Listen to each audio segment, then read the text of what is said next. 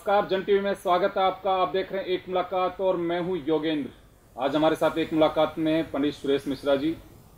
सुरेश जी राजनीतिक और सामाजिक दायित्वों के लिए जाने जाते हैं, किसी परिचय के मोहताज नहीं हैं। गुलाबी नगर को स्वच्छ बनाए रखने के लिए मैराथन दौड़ इन्होंने शुरू की। ये सबसे बड़ा इनका एक माने कि हर आदमी और देश के धावकों को इनका इंतजार रहता है जनवरी माह का। सुरेश जी, जन टीवी में आपका बहुत बहुत स्वागत है। धन्यवाद। सुरेश जी, आप सामाजिक क्षेत्र से जुड़े रहे हैं। ब्राह्मण समाज का सर्व ब्राह्मण महासभा का आपने गठन किया। आरक्षण की मांग लंबे समय से आप करते आ रहे हैं। अभी आप राजनीति में हैं, कांग्रेस पार्टी का दामन थामा आपने। जी। तो दोनों चीज़ों को कैसे मैनेज कर रहे हैं कि क्योंकि आपका एक अपना इशू भी है। देखिए, राजस्थान में स्वर्ण जातियों के आरक्षण की एक लंबी मांग 1999 से लगातार चलती आ रही है और इसके पीछे उद्देश्य यही था कि जो जातियां आरक्षण से वंचित हैं उन जातियों को उनका हक मिले। और सर्व ब्राह्मण महासभा ने इसमें बड़ी पहल करी और आरक्षण से वंचित जो जातियां हैं, देश में कुल मिलाकर के 272 जातियां हैं। 263 जातियां आरक्षण से ले चुकी हैं, 9 जातियों को आरक्षण मिला हुआ नहीं है। तो हमने एक नारा दिया कि उपेक्षित को आरक्षण और आरक्षित को संरक्षण। और इस नारे को लेकर के पूरे राजस्थान के अंदर हमने आरक्षण की बड़ी बड़ी रैलियाँ आयोजित करी और उसका नतीजा था कि पिछले राज के अंदर अटल बिहारी वाजपेयी जी देश के प्राइम मिनिस्टर होते हुए उनको इस आरक्षण पर बोलना पड़ा। उस समय राजनीतिक पार्टी, चाहे बीजेपी हो, चाहे कांग्रेस हो, चाहे बीएसपी हो, चाहे और राजनीतिक पार्टियां हो, किसी ने भी आरक्षण के मुद्दे का समर्थन नहीं किया था। लेकिन जब जनता की ताकत बढ़ी, जनता का हमें साथ मिलने लगा, राजस्थान में सब आरक्षण रैली में 1-1 लाख आदमी इकट्ठे होने लगे, तो निश्चित रूप से सारी राजनीतिक पार्टियों के कान खड़े हो गए और उन्होंने हमसे बैठ के बात करी। अटल जी ने भी घोषणा करी, माननीय अशोक जी गहलोत उस समय राजस्थान के मुख्यमंत्री थे, 2003 के अंदर उन्होंने 14% आरक्षण स्वर्ण जातियों को देने की घोषणा करी, पर नतीजा उस पर सिफर हुआ। कोई नतीजा निकल नहीं पाया, मामला अटक गया। सरकार बीजेपी की आ गई, बीजेपी ने कोई फैसला नहीं किया। वसुंधरा जी ने पार्लियामेंट चुनाव में और असेंबली चुनाव में वादा किया था कि स्वर्ण जातियों के आरक्षण पर फैसला करेंगे, उस पर भी नहीं हुआ। इवन कि 2007 में जब हम लोग ज्ञापन देने उनको जा रहे थे तो हम पे लाठीचार्ज हुआ और आपने देखा होगा उस समय राजस्थान के अंदर पूरा बड़ा भूचाल आया। ब्राह्मणों पर आरक्षण के बाद के मुद्दे पर लाठीचार्ज के बाद में पूरा समाज खड़ा हो गया। राजस्थान में 17 जिले 18 जिले राजस्थान के बंद रहे। तब वसुंधरा जी दबाव में ही हमसे उन्होंने बैठ के बात करके उन्होंने एक आयोग का गठन किया। उस आयोग ने कहा कि 15 दिन में उसकी रिपोर्ट आ जाएगी। शशिकांत शर्मा उसका आयोग के चेयरमैन बनाए गए। 15 दिन की जगह वो रिपोर्ट 6 महीने तक नहीं आई। हमने आयोग के दफ्तर में जाके अपनी बात करने का प्रयास किया तो हमारी लड़ाई हो गई, झगड़ा बढ़ गया, तो आयोग के दफ्तर में तोड़फोड़ भी हो गई। निश्चित रूप से उस तोड़फोड़ के बाद में महारानी वसुंधरा राजे सिंधिया ने एक फैसला किया कि 14% आरक्षण स्वर्ण जातियों को, 5% गुर्जरों को। पर इस फैसले को उन्होंने सिर्फ कैबिनेट के माध्यम से पास करवाया, विधानसभा में लेके नहीं गई। उसका नतीजा निकला कि वो मामला फिर खटाई में पड़ गया। तो सुरेश जी, जैसे कि आप बता रहे हैं कि मामला आप लोगों ने पहुंचाया है और उस पर बात भी बनी, लेकिन जिस तरह से होना चाहिए था उससे कोई परिणाम सामने सिफर रहा जो तक अब तक के प्रयास से सरकारी स्तर पर रहे हों। तो आपको लगता नहीं है कि आरक्षण का जो इशू है, राजनीतिक दल उनको लगता है कि इसमें हाथ देना खतरे से खाली नहीं है, यानी कि मधुमक्खी के छत्ते में हाथ देना और आरक्षण के इशू पर हाथ देना बराबर लग रहा है उनको, ऐसा लगता है आपको? देखिए, निश्चित रूप से देश में आरक्षण की व्यवस्था 10 साल के लिए लागू की गई थी। कहीं इस बात पर दबाव नहीं था कि SC/ST के लोगों को आगे बढ़ने का अवसर मिले। एक लाइन उसमें कॉन्स्टिट्यूशन में डली हुई है कि गरीब दलित व्यक्ति को आगे बढ़ने का अवसर देने के लिए एक आरक्षण की व्यवस्था देश में लागू की जाए। और हुआ इसका ठीक उल्टा। 50-60 साल के बाद में भी देश की आज़ादी के आज तक जिस गरीब वंचित वर्ग को इसका लाभ मिलना चाहिए था उसका लाभ नहीं मिला। उसके नाम पे कुछ लोगों को उसका लाभ मिल गया और वो लोग, उसका पूरा परिवार उसके अंदर। अब देश के राष्ट्रपति KR नारायण की लड़की को जब चित्रा नारायण को आरक्षण कोटे से IAS बनाया जाता है तो देश का दुर्भाग्य मान सकता हूँ उसको मैं। और इसलिए राजनीति से ऊपर उठ के हम सबको सोचना पड़ेगा कि आरक्षण का लाभ किस वर्ग को मिला और किस वर्ग को नहीं मिला, और जिस वर्ग को नहीं मिला उसको आगे बढ़ने का अवसर किस प्रकार से दिया जा सकता है, उस पर हमको गहन चिंतन करना चाहिए। क्योंकि देश में हो ये रहा है कि युवाओं को एक जो दिशा मिलनी चाहिए वो नहीं मिल पा रही है। 80%, 85%, 90% लाने वाला विद्यार्थी तो रह जाता सड़क के ऊपर, और जिस व्यक्ति की 33% आ रही है वो आगे बढ़ रहा है। तो देश के लिए ये दुर्भाग्यपूर्ण है और इसको हमको सबको मिलन करना चाहिए। मैं कांग्रेस पार्टी का सिपाही हूँ, कांग्रेस का कार्यकर्ता हूँ। माननीय सोनिया गांधी जी ने मुझे एक टिकट भी दिया, मैंने चुनाव भी लड़ा यहाँ से जयपुर से। लेकिन इन सब बातों के बाद ही मुझे बार बार लगता है कि ये जो आरक्षण की व्यवस्था है इस पर राजनीतिक रूप से बड़ा मंथन होना चाहिए। जी सुरेश जी, लेकिन आप ये देखें कि आरक्षण इश्यू से आप जुड़े हुए हैं, लंबे समय से आप इसके लिए संघर्ष कर रहे हैं और भी जातियों के लोग आप लोग साथ में भी करते रहते हैं, लेकिन आरक्षित वर्ग जो है जिनको आरक्षण मिला हुआ है, क्या वाकई ही सही मायने में जिन लोगों को मिला हुआ है पूरी तरह से उसका लाभ उन लोगों को मिल पा रहा है? नहीं मिल पाए। ये मैं कहना चाहता हूँ कि जो वर्ग है, एसटी के नाम पे कुछ लोग उसका लाभ उठा रहे हैं, ओबीसी के नाम पे और एक दो जातियां लाभ उठा पा रही है, बाकी वैसा का वैसा बैठा हुआ है। तो या तो इसका बाइफिकेशन होना चाहिए कि एससी के अंदर भी जो गरीब है उसको उसका लाभ मिले, एसटी में जो गरीब है उसको लाभ मिले, ओबीसी में उसको लाभ मिले। अब सबको एक साथ डाल रखा है हमने, तो सिस्टम को हमको परिवर्तन करना पड़ेगा। जैसे उत्तर प्रदेश में व्यवस्था है, कुछ व्यवस्था मध्य प्रदेश में भी है, कुछ व्यवस्था अभी कर्नाटक और तमिलनाडु का मैं पढ़ रहा था बैठ के, वहाँ भी ओबीसी का बाइफिकेशन कर रखा है। तो ऐसा कुछ होना चाहिए, उससे निश्चित रूप से सबको लाभ मिलेगा। जी लेकिन ये बात, क्योंकि भी अब इस समय वक्त तो आप कांग्रेस के सिपाही हैं, आपसे बात भी होती होगी, इलेक्शन लड़े हैं आप। जी जी। तो कभी ये मुद्दा रखने की कोशिश की आपने पार्टी के नेताओं के सामने? निश्चित रूप से मैं तो हमेशा इस बात को रखता हूँ कि उपेक्षित को आरक्षण मिलना चाहिए। एक लंबी लड़ाई लड़ी, माननीय अशोक जी गहलोत ने फैसला किया है सरकार में आने के बाद में, और फैसला होने के बाद में मामला कोर्ट में चला गया। अब 5% और 14% के दोनों का मामला कोर्ट में विचाराधीन चल रहा है। फिर भी हम हर मंच पे इस बात को कहते हैं कि माननीय मुख्यमंत्री महोदय पहल करें और इस पर जल्दी जल्दी फैसला कराएं, क्योंकि जातियाँ लंबे समय से लड़ाई लड़ रही है आरक्षण की। अब इनके बस में नहीं रहा, थक चुके हैं, परेशान हो चुके हैं। कहीं ऐसा नहीं हो कि राजनीति को बड़ा भूचाल राजस्थान में आ जाए। इसलिए हम सबको मिलकर तय करना चाहिए इन जातियों को आरक्षण का लाभ मिले।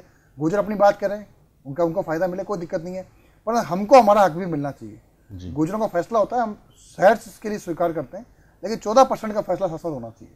जी देखिए, आपकी कई लोगों से बात भी होती होगी, क्योंकि इश्यू है, आप काफ़ी लंबे समय से इसकी लड़ाई लड़ रहे हैं। कभी इस तरह की बात सुनने को मिली, या कुछ जो विशेषज्ञ हैं इस मामले के या सोशियोलॉजिस्ट हैं, उनको कभी आपके सामने इस तरह की बात आई कि क्रीमी लेयर जो अभी भी वंचित है, वंचितों में जो वंचित हैं, जिनको आरक्षण मतलब एक वंचित वर्ग के लिए शुरू किया गया था, उसमें भी आज भी उनको कोई बेनिफिट नहीं मिल पा रहा, तो वो भी कोई इस तरह की क्रांति हो सकती है कि जो कहें कि आज हमारी को लाभ नहीं मिल पा रहा है? निश्चित रूप से योगेंद्र जी, जो गरीब है उसको हक नहीं मिल पा रहा है, तो निश्चित रूप से परेशान है।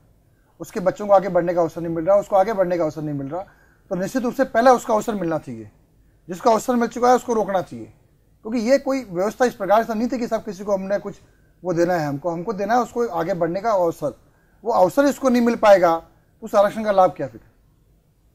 तो हमारी तो इस बात के लिए सदैव मांग रही है कि जो गरीब दलित है उसको आगे बढ़ने का अवसर मिले और उसको आरक्षण का लाभ मिलना चाहिए। जी, लेकिन राजनीतिक दल कभी इस पे कोई खुल करके कोई टिप्पणी नहीं करता है। जो जिम्मेदार पदाधिकारी हैं, मजबूरियां, नेताओं की वोटों की बड़ी मजबूरी होती है। तो ये वोट बैंक की राजनीति है, इश्यू से भटकाती है या फिर उस मुद्दे तक नहीं पहुंचने देती है, ये तो हमेशा रहेगा। फिर ये चिंतन का बड़ा विषय है योगेंद्र जी। देश में अगर हमको वास्तविकता में इसको उस ऊंचाई तक प्राप्त कराना है जिसके लिए हम सोने की चिड़िया कहलाते थे कभी, हम चाहते हैं कि हमारे देश का वर्चस्व लगातार बढ़े, तो इनको इस लाइन पे एक बार सबको, सब राजनीतिक पार्टियों को विचार करना चाहिए। होता है कि कांग्रेस को अच्छा डिसीजन लेगी तो बीजेपी उसके अड़ंगे डाल देगी। ऐसा हुआ भी। राजस्थान में सबसे समृद्ध जाति को आरक्षण मिला, जाट समाज को, कोई विरोध नहीं है, मिलना चाहिए, पर जिस तरीके से मिला वो तरीका गलत था। अटल जी ने आके घोषणा कर दी दवा में आकर के, एक ओबीसी के लिए क्राइटेरिया बना हुआ था, उसके लिए फैसला होता तो निश्चित रूप से कोई लाभ उनको मिलता, ठीक था। लेकिन वो तरीका जो था उनका, वो तरीका ठीक नहीं था राजनीति के वोट लेने के लिए। तो अभी देखो, राजपूत हैं, वैश्य समाज के लोग हैं, कायस्थ हैं और ब्राह्मण हैं। कुल मिला के 9 जातियां आरक्षण से वंचित हैं, जिसमें ब्राह्मण है, वैश्य है, राजपूत है, कायस्थ है, सिंधी है, पंजाबी। 6 तो ये हिंदू जातियां हैं, और शेख, सैयद और पठान, ये 3 मुस्लिम जातियां हैं। इस प्रकार से कुल 9 जातियां आरक्षण से वंचित है। जी, तो इनके बारे में विचार होना चाहिए, होना ही चाहिए। लेकिन फिर बचेगा कौन आरक्षण के इससे? हम चाहते यही कि गरीब को लाभ मिले। हम आर्थिक आधार की बात कर रहे हैं, हम कभी ये नहीं कह रहे कि जाति के आधार पर आरक्षण दो। हम कह रहे हैं कि जो आरक्षण से वंचित जातियां हैं इनको आर्थिक आधार पर आरक्षण की व्यवस्था की जाए, और ये व्यवस्था फिर भविष्य में आने वाली सब पूरी व्यवस्था में लागू हो और पूरा देश आर्थिक आधार पर आए। तो गरीब की कोई जात नहीं होती है, गरीब गरीब होता है। वो एक एससी का व्यक्ति अगर अमीर बन गया, उसके प्रति सम्मान लोगों का बढ़ जाएगा, क्योंकि आज सम्मान का पैमाना आर्थिक रूप से है। जिस व्यक्ति की आर्थिक स्थिति मजबूत है तो उसको झुक के सलाम करते हैं। आज कोई नहीं पूछता कि कौन जाति का है। हम होटल में खाना खाने जाते हैं, हम कभी नहीं पूछते कौन हमारा वेटर आ रहा है। वहाँ ब्राह्मण भी हो सकता है, बनिया भी हो सकता है, और एससी का व्यक्ति भी हो सकता है, हम कभी नहीं पूछते हैं। हमारे आज सिस्टम, अब जाति के नाम पे बातें खत्म हो चुकी हैं, लोगों में छुआछूत की बात खत्म हो चुकी है। तो निश्चित रूप से अब देश में आर्थिक आधार पर आरक्षण की व्यवस्था लागू होनी चाहिए। निश्चित रूप से ये कोई न कोई बदलाव हो। सुरेश जी, आप अपने एजेंडे को लेकर के आगे बढ़ रहे थे, समाज के लिए संघर्ष कर रहे थे, जैसे भी आपने रैलियां भी की, सभाएं भी की, लेकिन अब राजनीतिक व्यक्ति हो गए हैं आप। राजनीति के अपने मायने होते हैं, सामाजिक स्तर पे जब भी आप जो जिस इश्यू को लेकर लड़ाई लड़ रहे हैं उसके अलग मायने हैं। तो दोनों में कभी टकराव की स्थिति आपको लगता है कि मेरा जो इश्यू है, जिस पद पे मैं जा रहा हूँ, जो मैं क्षेत्र में काम कर रहा हूँ वो सार्वजनिक क्षेत्र है, और सार्वजनिक क्षेत्र में सार्वजनिक बात को करना हमको कहना ही चाहिए। इस बात को हमेशा मैं कहता हूँ कि व्यक्ति पहले अपने लिए करे, फिर अपने परिवार के लिए करे, फिर समाज के लिए करे, उसके बाद देश काल की बात करे। तो मैं अपने समाज की बात करता हूँ या अपने सार्वजनिक हितों की बात करता हूँ तो गलत नहीं करता। दोनों चीज़ें कहीं टकराव की बात है ही नहीं। तो राजनीति मेरा वही मंच है जिस प्रकार सार्वजनिक सेवा में पहले काम करता रहा था। और आपने देखा भी होगा, मुझे कभी मैं अपनी बात से पीछे नहीं हटा। जो मैं पहले कह रहा था कि 14% आरक्षण गरीबों को मिलना चाहिए, आज ही उस बात पर कायम हूँ। कभी मैं बाद ना पीछे हटूंगा ना हटाऊंगा इसका। जी, लेकिन ये आपका एजेंडा है, इसको कभी इसका लाभ आपको लगता है कि राजनीति का हाथ पकड़ने के बाद इसको कोई बेनिफिट मिलेगा या उसकी वजह से उसको नुकसान हो रहा है? नहीं, राजनीतिक रूप से फायदा मिला। कांग्रेस में इस बात को बहुत तेजी से आगे बढ़ा पाए हम लोग। माननीय सोनिया गांधी जी ने मुझे पार्टी ज्वाइन करवाई थी राजस्थान में, शायद मैं पहला दूसरा उदाहरण नहीं होऊंगा जिसको कि पार्टी ज्वाइन करते टिकट मिला।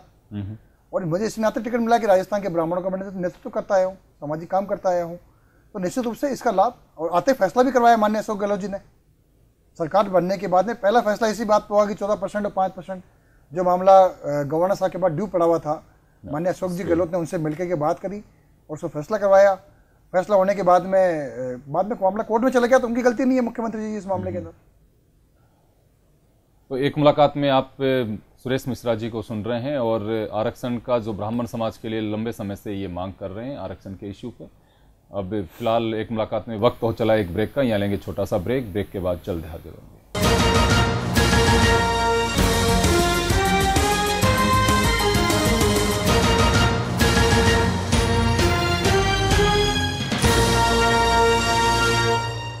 नमस्कार, जन टीवी में स्वागत है आपका। आप देख रहे हैं एक मुलाकात और मैं हूं योगेंद्र। आज हमारे साथ एक मुलाकात में है पंडित सुरेश मिश्रा जी। सुरेश जी राजनीतिक और सामाजिक दायित्वों के लिए जाने जाते हैं, किसी परिचय के मोहताज नहीं हैं। गुलाबी नगर को स्वच्छ बनाए रखने के लिए मैराथन दौड़ इन्होंने शुरू की। ये सबसे बड़ा इनका एक माने कि हर आदमी और देश के धावकों को इनका इंतजार रहता है जनवरी माह का। सुरेश जी, जन टीवी में आपका बहुत बहुत स्वागत है। धन्यवाद। सुरेश जी, आप सामाजिक क्षेत्र से जुड़े रहे हैं। ब्राह्मण समाज का सर्व ब्राह्मण महासभा का आपने गठन किया। आरक्षण की मांग लंबे समय से आप करते आ रहे हैं। अभी आप राजनीति में हैं, कांग्रेस पार्टी का दामन थामा आपने। जी। तो दोनों चीज़ों को कैसे मैनेज कर रहे हैं कि क्योंकि आपका एक अपना इशू भी है। देखिए, राजस्थान में स्वर्ण जातियों के आरक्षण की एक लंबी मांग 1999 से लगातार चलती आ रही है। और इसके पीछे उद्देश्य यही था कि जो जातियाँ आरक्षण से वंचित हैं उन जातियों को उनका हक मिले। और सर्व ब्राह्मण महासभा ने इसमें बड़ी पहल करी। और आरक्षण से वंचित जो जातियां हैं, देश में कुल मिलाकर के 272 जातियां हैं। 263 जातियां आरक्षण से ले चुकी हैं, 9 जातियों को आरक्षण मिला हुआ नहीं है। तो हमने एक नारा दिया कि उपेक्षित को आरक्षण और आरक्षित को संरक्षण। और इस नारे को लेकर के पूरे राजस्थान के अंदर हमने आरक्षण की बड़ी बड़ी रैलियाँ आयोजित करी। और उसका नतीजा था कि पिछले राज के अंदर अटल बिहारी वाजपेयी जी देश के प्राइम मिनिस्टर होते हुए उनको इस आरक्षण पर बोलना पड़ा। उस समय राजनीतिक पार्टी, चाहे बीजेपी हो, चाहे कांग्रेस हो, चाहे बीएसपी हो, चाहे और राजनीतिक पार्टियां हो, किसी ने भी आरक्षण के मुद्दे का समर्थन नहीं किया था। लेकिन जब जनता की ताकत बढ़ी, जनता का हमें साथ मिलने लगा, राजस्थान में सब आरक्षण रैली में 1-1 लाख आदमी इकट्ठे होने लगे, तो निश्चित रूप से सारी राजनीतिक पार्टियों के कान खड़े हो गए और उन्होंने हमसे बैठ के बात करी।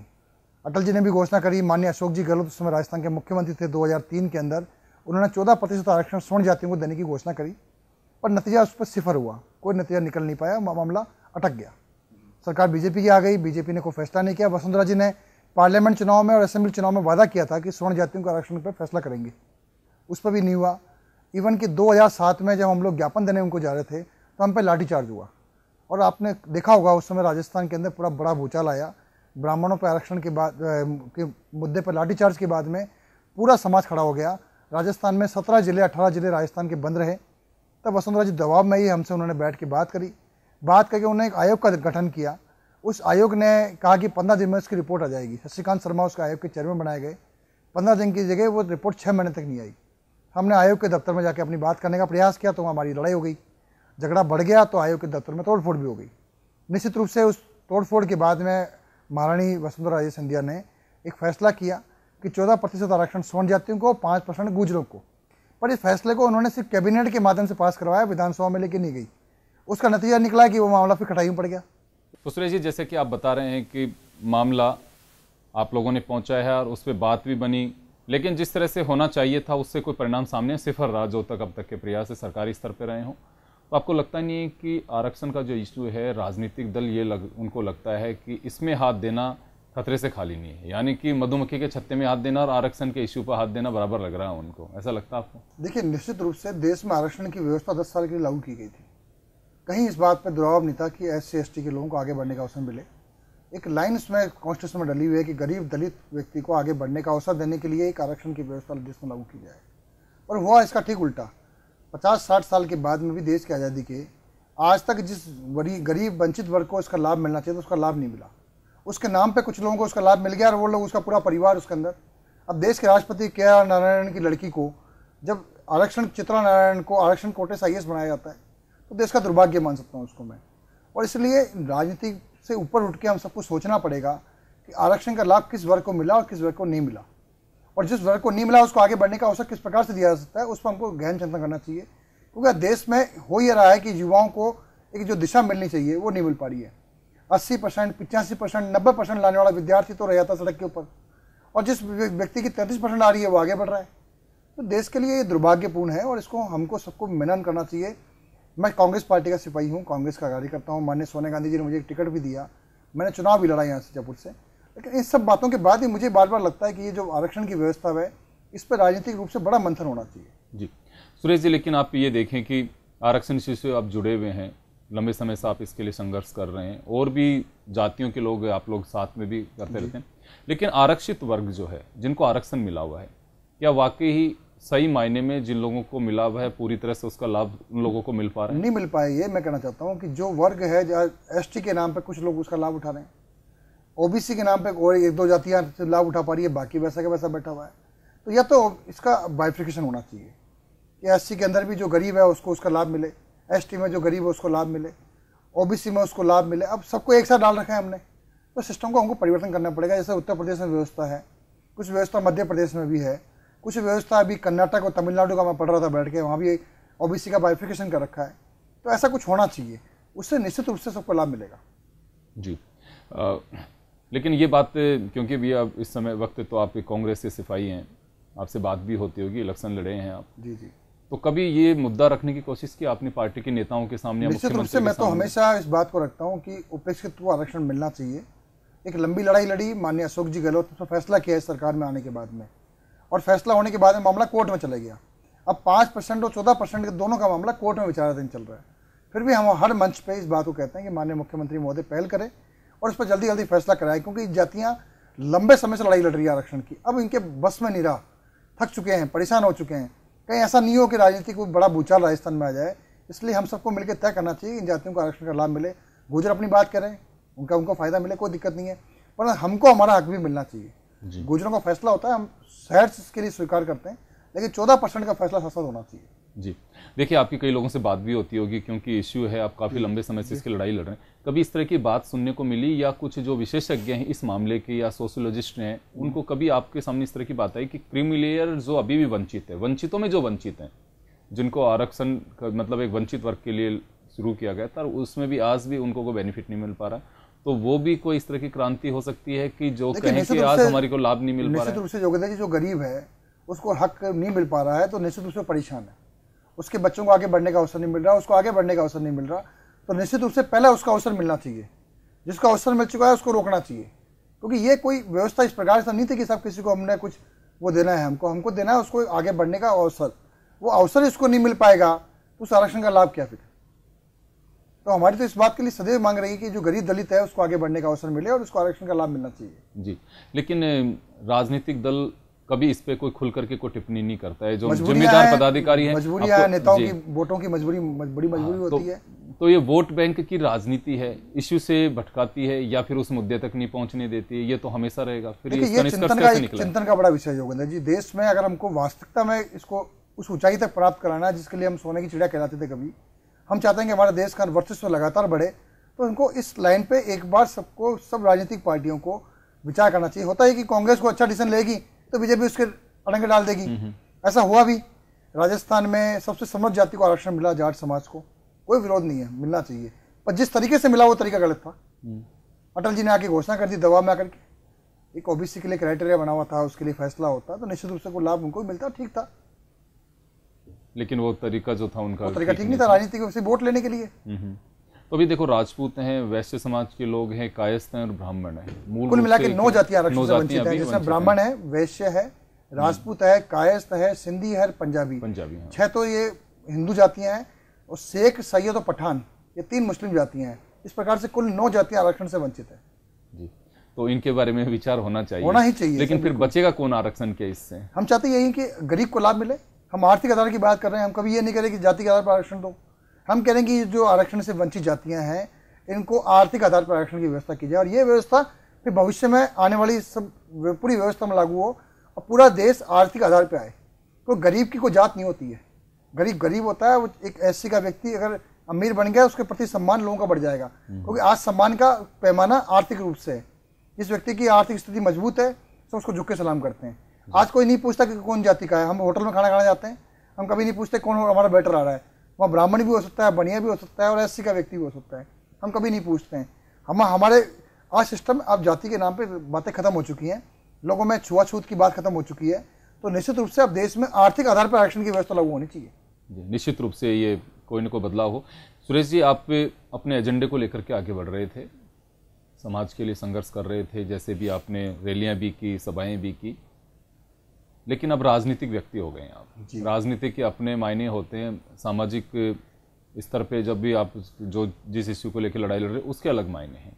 तो दोनों में कभी टकराव की स्थिति आपको लगता है कि मेरा जो इश्यू है, जिस पद पे मैं जा रहा हूँ, जो मैं क्षेत्र में काम कर रहा हूँ, वो सार्वजनिक क्षेत्र है, और सार्वजनिक क्षेत्र में सार्वजनिक बात को करना हमको कहना ही चाहिए। इस बात को हमेशा मैं कहता हूँ कि व्यक्ति पहले अपने लिए करे, फिर अपने परिवार के लिए करे, फिर समाज के लिए करे, उसके बाद देश काल की बात करे। तो मैं अपने समाज की बात करता हूँ या अपने सार्वजनिक हितों की बात करता हूँ, तो गलत नहीं करता। दोनों चीज़ें कहीं टकराव की बात है ही नहीं। तो राजनीति मेरा वही मंच है जिस प्रकार सार्वजनिक सेवा में पहले काम करता रहा था। और आपने देखा भी होगा, मुझे कभी मैं अपनी बात से पीछे नहीं हटा। जो मैं पहले कह रहा था कि 14% आरक्षण गरीबों को मिलना चाहिए, आज ही उस बात पर कायम हूँ। कभी मैं बाद ना पीछे हटूंगा ना हटाऊंगा इसका जी। लेकिन जो ये आपका एजेंडा है, इसको कभी इसका लाभ आपको लगता है कि राजनीति का हाथ पकड़ने के बाद इसको कोई बेनिफिट मिलेगा, या उसकी वजह से उसको नुकसान हो रहा है? नहीं, राजनीतिक रूप से फायदा मिला। कांग्रेस में इस बात को बहुत तेजी से आगे बढ़ा पाए हम लोग। माननीय सोनिया गांधी जी ने मुझे पार्टी ज्वाइन करवाई थी राजस्थान में, शायद मैं पहला दूसरा उदाहरण नहीं होऊंगा जिसको कि पार्टी ज्वाइन करते टिकट मिला। और मुझे इस नाते टिकट मिला कि राजस्थान के ब्राह्मणों का नेतृत्व करता आया हूँ, सामाजिक काम करता आया हूँ। तो निश्चित रूप से इसका लाभ, और आते फैसला भी करवाया माननीय अशोक गहलोत जी ने। सरकार बनने के बाद में पहला फैसला इसी बात पर हुआ कि 14% और 5%, जो मामला गवर्नर साहब के बाद ड्यू पड़ा हुआ था, माननीय अशोक जी गहलोत ने उनसे मिलकर के बात करी और उसको फैसला करवाया। फैसला होने के बाद में मामला कोर्ट में चला गया, तो उनकी गलती नहीं है मुख्यमंत्री जी इस मामले के अंदर। तो एक मुलाकात में आप सुरेश मिश्रा जी को सुन रहे हैं, और आरक्षण का जो ब्राह्मण समाज के लिए लंबे समय से ये मांग कर रहे हैं आरक्षण के इश्यू पे। अब फिलहाल एक मुलाकात में वक्त हो चला एक ब्रेक का, यहाँ लेंगे छोटा सा ब्रेक के बाद जल्द हाजिर होंगे।